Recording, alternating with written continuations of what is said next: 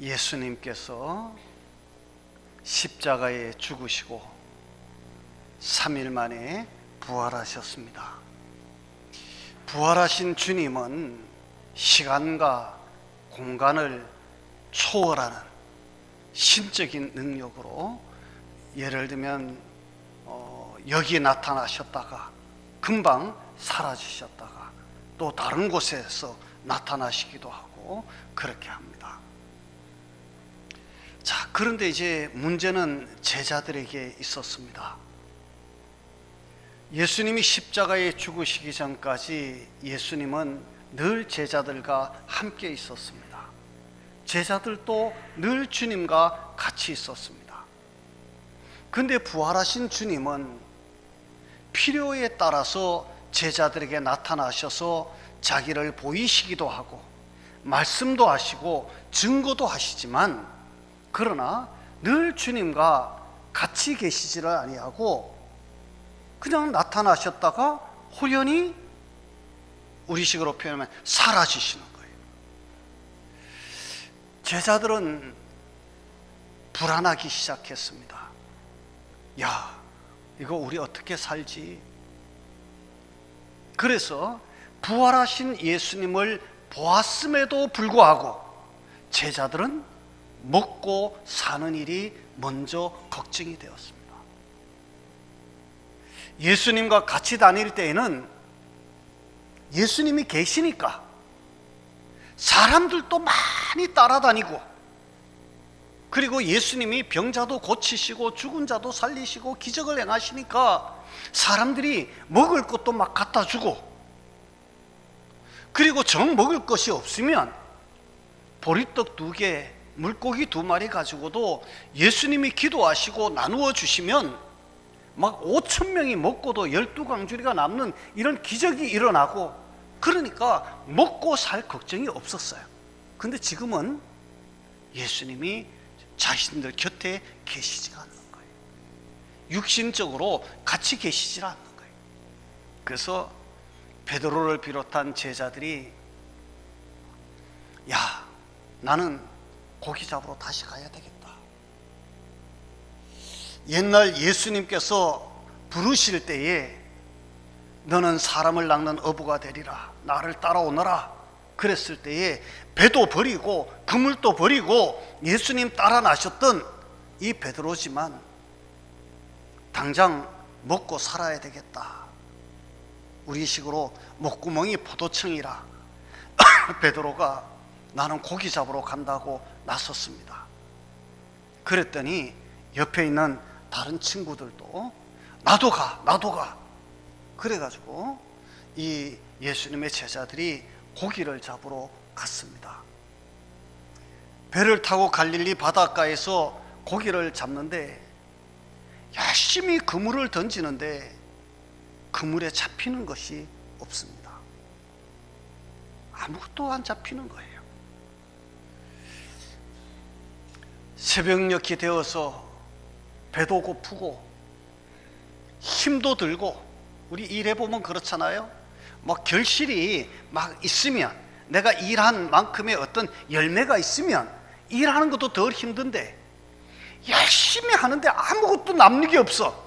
이게 더 힘든 거거든. 너무 힘들어서 포기할 때쯤 됐는데 동력이 훤히 떠오르는데 저 바닷가에 누군가가 서서 묻습니다. 그 고기 좀 잡은 거 있냐고. 고기 오늘 한 마리도 없어요. 고기 없어. 그랬더니 바닷가에 서신 분이 이야기를 합니다. 그래요?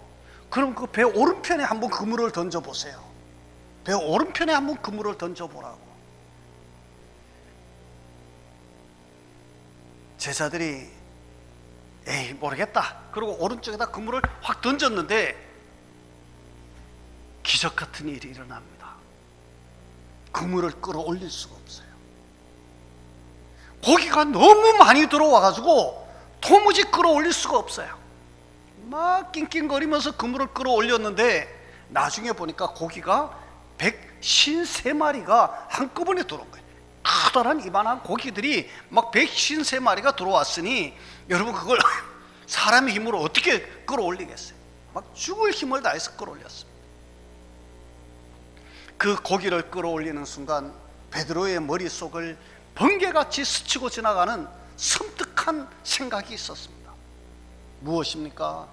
이전에 예수님께서 자기들을 향해서 깊은 곳에 가서 그물을 던지라고 해서 그물을 던져서 정말 두 배가 가라앉을 만큼 많은 고기를 잡게 하셨던 예수님의 능력이 생각이 났고, 지금 밤새도록 고기 못 잡다가 이렇게 많은 고기를 잡은 것은, 이것은 예수님 아니면 할 수 있는 일이 아니다, 이 생각이 퍼뜩 들기 시작하니까 베드로가 정신이 번쩍 든 거예요. 베드로가 아직까지 바다가 그 육지가 저까지 먼데 배에서 뛰어내려 가지고 그냥 헤엄을 치다가 막 물가로 육지로 막 걸어 나옵니다. 나와서 보니까 그 바다 해변에 예수님이 서 계십니다. 그 예수님이 서 계셨던 그 바닷가가 바로 디베랴 바닷가입니다. 이 디베랴, 지금도 거기에 가면 예수님 그 만났던 기념교회가 하나 세워져 있는데요, 그 기념교회 안에 들어가면 이 중간 이 앞쪽에 이게 돌로 된 요렇게 조그마한 바위가 이렇게 있습니다. 그날 새벽에 예수님께서 그 바위 위에 모닥불을 피워놓고 거기서 생선을 구워놓고 제자들을 기다리셨던 곳이다. 그래서 거기다가 교회를 세워놓았는데요, 제자들이 이제 막 그러고 있는데 제자들도 이제 배를 가지고 도착을 했습니다. 제자들이 예수님을 보고서 아무 말도 못합니다. 모두가 그냥 꿀 먹은 벙어리처럼 눈만 뽀끔뽀끔 뜨고 예수님을 쳐다보고 있는데, 예수님이 그럽니다. 피곤하지? 시장하지? 여기 와서 아침은 먹어야지. 그러면서 구웠던 생선을 제자들에게 나누어 줍니다. 제자들이 그 생선을 받아 먹으면서 무슨 생각이 들었을까요? 우리는 내가 살겠다고 고기 잡으러 왔는데, 내 힘으로 살아보겠다고 그렇게 그물을 던졌는데 한 마리도 못 잡았는데, 예수님은 그런 우리를 기다리시면서 생선을 구워놓고 기다리신다. 제자들이 아마 그 생선을 먹을 때 이게 진짜 코로 들어가는지 입으로 들어가는지 정신이 없었을 겁니다. 얼마 시간이 지난 다음에 가만히 계시던 예수님이 불쑥 베드로를 보고 이렇게 질문합니다. 요한의 아들 시몬아, 내가 이 사람들보다 나를 더 사랑하느냐? 물었습니다. 여러분, 한번 여러분들의 이름을 넣어서 여러분들 한번 스스로에게 물어보십시오. 종서가, 너 여기 있는 사람들보다 나를 더 사랑하냐? 여러분의 이름을 넣어서 스스로 한번 물어보시고 스스로 한번 대답해 보시기 바랍니다. 주님, 나 주님 사랑합니다. 여러분들 그렇게 고백할 수 있습니까? 베드로가 그래도 용기가 있는 사람이잖아요. 예, 주님, 내가 주님 사랑하는 줄 주님이 아시지 않습니까?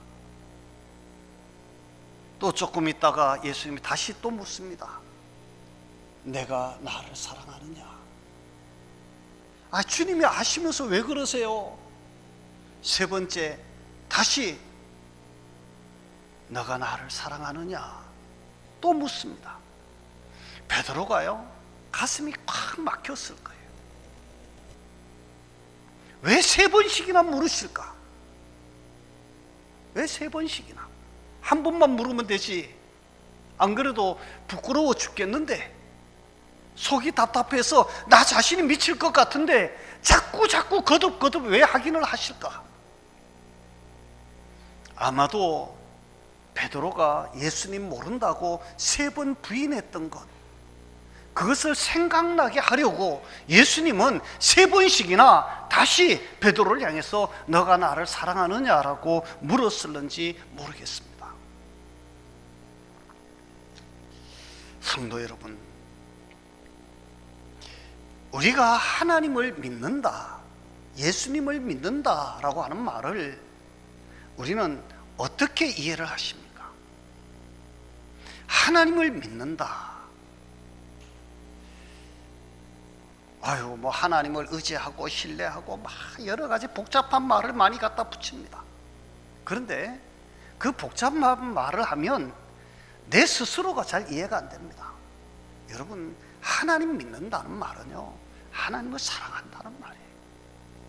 예수님을 믿는다라고 하는 이 표현은 예수님을 사랑합니다, 그 표현이라고 저는 생각합니다. 사랑이 없는 단순한 지적인 믿음을 가진 사람들이 있습니다. 머리로만 주님을 압니다. 가슴이 뛰지를 않습니다. 여러분, 그 믿음을, 지적인 믿음만을 우리가 구원 얻은 믿음이라고 말할 수 있을까? 생각해 보면 참 그렇습니다. 정말 주님을 온전히 믿는다면, 정말 주님을 사랑하는 마음이 그 마음 속에 있어야 할 것입니다. 성도 여러분, 우리 성경을 보면 정말 교회를 위해서, 또 하나님의 나라를 위해서 큰 족적을 남겼던 위대한 신앙의 선배들, 그리고 우리 교회사에 있어서도 마찬가지입니다. 위대한 사역을 감당했던 그 사람들은 한결같이 주님을 가슴으로 뜨겁게 사랑하는 사람들이었습니다. 오늘날도 마찬가지입니다. 여러분들이 이 교회 신앙생활 하시면서 한번 가만히 보세요. 누가 교회를 위해서 더 열심히 일하고, 누가 교회를 위해서 정말 하나님의 인정을 받을 수 있을 만한 사람인가를 생각해 보면 지적인 믿음이 아니라 가슴이 뜨거운 사람들이에요. 가슴으로 주님을 사랑하는 사람들. 여러분, 그리스도를 향한 사랑은 교회의 모든 신자들이 하나로 만날 수 있는 공통 분모이기도 하고, 모든 영혼들이 천국에서 갖는 두드러진 그리스도인의 표지는 아마도 우리 하나님을 사랑하는 마음일 것이라고 생각합니다. 우리가 이 땅에 있을 동안에는 이런 교리적인 논쟁도 하고 막 그렇게 할 것입니다. 그러나 천국에 가면 그런 교리적인 논쟁 같은 것이 과연 어떤 의미가 있을까? 주님의 사랑에 대하여 빚진 마음만 우리에게 가득할 것이고, 그 마음이 모든 허물을 덮을 것이다, 그런 생각을 해봅니다. 여러분, 이 세상에서도 그렇습니다. 여러분들 누군가를 사랑하게 되어지면 그 사람을 생각하는 것이 즐겁고, 그 사람과 함께 있는 시간이 좋고, 그 사람과 만나면 얘기를 하지 않아도 가까이 있다는 것, 그 사실 자체만도 너무너무 감사하고, 그렇지 않나요? 우리가 주님을 사랑하게 되어지면 주님에 대한 말씀을 우리가 좋아할 수밖에 없고, 우리가 주님을 사랑하게 되어지면 주님을 사랑하는 사람들이 모이는 모임이 좋아질 수밖에 없고, 우리가 정말 주님을 사랑하면 주님과 이야기하고 주님의 말씀을 듣는 것이 너무 좋을 수밖에 없고, 내가 정말 주님을 사랑하면 주님을 사랑하는 사람들이 또한 좋아질 수밖에 없을 것이라고 생각을 합니다. 어떻습니까? 여러분이 여러분의 자녀들을 사랑하면 그 자녀들의 친구들이 막 집에 몰려왔을 때, 그리고 그 아이들이 막 집을 어지럽혔을 때, 야 이놈들아 당장 가! 막 야단치고 쫓아보내시겠습니까? 아니면은 그걸 막 치우면서도 그 우리 아들의 친구들이 와서 어지럽힌 거잖아. 우리 딸의 친구들이 와가지고 막 지저분하게 만들어 놓은 거잖아. 그거는 치우면서도 기분이 좋을 거예요. 흐뭇할 거예요. 왜요? 내 아들이, 내 딸을 사랑하니까 그 친구들조차도 다 그저 귀엽고 다 좋은 거예요. 우리가 주님 사랑하면 바로 우리 성도들이 동지같이 느껴질 것이고, 전우같이 느껴질 것이고, 친구같이 느껴질 것이라고 생각합니다. 그래서 우리는 주님을 사랑하면 주님과 이야기하기를 좋아합니다. 주님께 기도하는 시간이 좋고, 주님의 음성을 듣는 시간이 좋고, 말하지 않아도 그저 가만히 있어도 주님이 내 곁에 있다는 생각만 해도 좋고, 그것이 주님을 사랑하는 사람들의 마음일 것이라고 생각합니다. 여러분, 참된 기독교 신앙은 단순히 어떤 개념을 아는 것이 아닙니다. 기독교 신앙의 본질은 그리스도를 알고 의지하고 사랑하는 것입니다. 성경에 나오는 많은 인물들을 보세요. 크게 알려져 있지 않은 베베라든지 버시, 드루베니, 가이오, 뭐 이런 모든 사람들, 빌레몬 같은 사람들 다 마찬가지죠.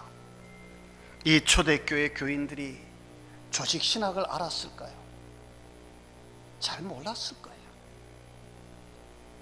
그래도 그들이 위대한 사역을 감당할 수 있었던 이유가 무엇이었을까요? 그것은 그들이 주님을 사랑했기 때문입니다. 주님을 사랑했기 때문에. 성도 여러분, 우리가 주님을 사랑한다라고 하는 이 감정만 가지고 신앙생활 하는 것, 그것이 바람직한 것 아니지만, 그렇다고 감정을 배제한 신앙 또한 바람직하지 않다라고 하는 사실, 우리는 너무나도 잘 압니다. 우리가 하나님의 말씀을 잘 배우고 듣고 알아야 합니다. 그런데 그 말씀을 많이 배우고 많이 듣고 많이 깨닫는 것도 좋지만, 우리의 가슴이 주님을 향한 뜨거운 사랑으로 가득 차서 주님만 생각하면 가슴이 뜨거워지는 그런 은혜의 체험이 우리에게는 너무너무 중요하다는 사실, 여러분들이 꼭 기억했으면 좋겠습니다. 어떤 한 가족이 여행을 갔다가 돌아오는 길에 교통사고를 만났습니다.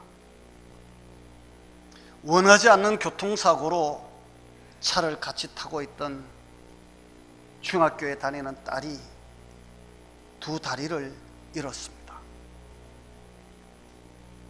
이 딸은 다리를 잘라내고 목발, 그 보조 다리를 짚고 생활할 수밖에 없게 되었습니다. 운전을 하던 아빠도 다리를 다쳐서 더 이상 걸을 수 없고 목발을 짚어야만 하는 그러한 삶이 되었습니다. 사춘기를 지나는 이 중학생 딸이 학교에 가면 친구들이 놀린다고 열등감에 사로잡히고 우울증에 사로잡히고, 그래서 집에 돌아오면 혼자 방 안에 들어가 가지고 눈물을 펑펑 쏟으면서 죽고 싶다고, 죽어야겠다고 막 웁니다. 어느 날 딸이 밥도 먹지 않고 울고 있을 때 목발을 집은 아버지가 그 방에 들어옵니다. 딸을 가슴에 꼭 보면서 이야기합니다. 얘야, 괜찮아. 아빠를 봐라. 나도 다리가 이렇게 불편하지만 내가 그래도 열심히 살고 있지 않냐. 너도 잘 살 수 있어. 그래서 딸의 등을 두드려주고 위로를 해줍니다. 아빠의 사랑으로 이 딸은 정말 무사히 그 어려웠던 사춘기를 보내고 대학생이 되었습니다. 대학교에 입학하는 날 엄마가 이 딸과 함께 입학식에 참석을 했습니다. 마치고 나오는 길이었습니다. 학교 앞에 이렇게 마치고 나오는데 큰 길이 있는데 차들이 막 다니는데 어떤 부모를 따라왔는지 모르겠지만 조그마한 아이 하나가 이게 뭐 영문도 모른 채 찻길로 막 걸어가는 거예요. 그걸 보는 차들이 막 싱싱 다니는데 애가 막 찻길로 들어가니까 그 목발을 짚고 있던 아버지가 그 목발을 집어 던지고는 그냥 막 뛰어가는 거예요. 뛰어가지고 그 아이를 얼른 붙들어가지고 안고 나옵니다.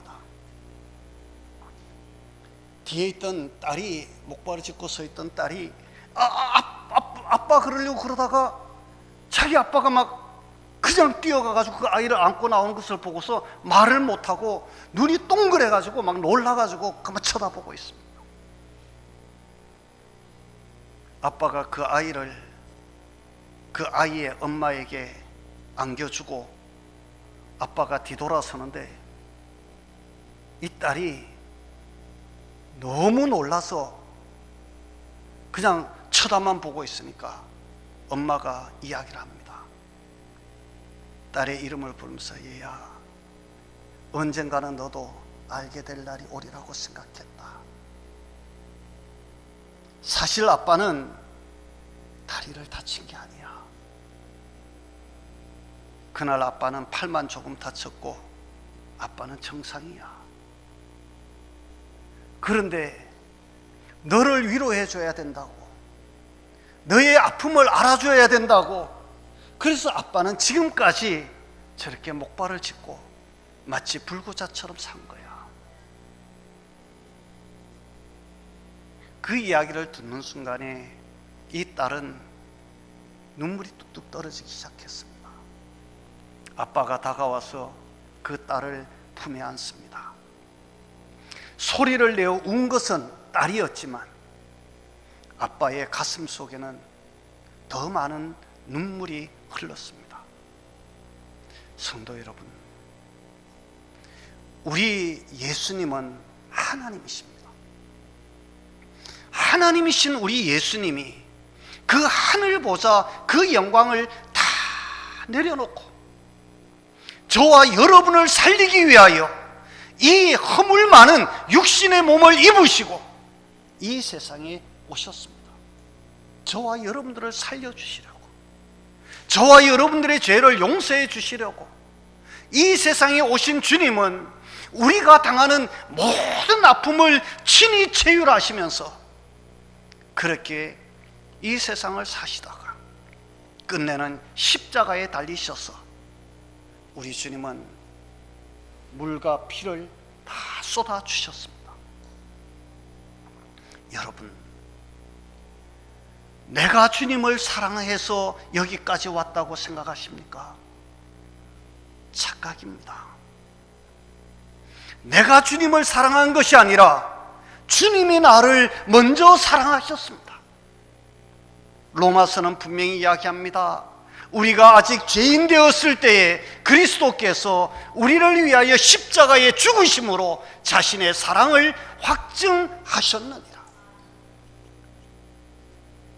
여러분, 주님이 나를 위로해 주시려고, 주님이 나를 건져 주시려고, 주님이 나를 살려 주시려고, 주님이 나를 천국 백성 되게 하시려고 하나님이신 그분이 인간의 몸을 입고 이 세상에 오셔서 우리와 똑같이 고난받으시고 욕을 먹으시고 침뱉음을 당하시고 조롱을 당하시고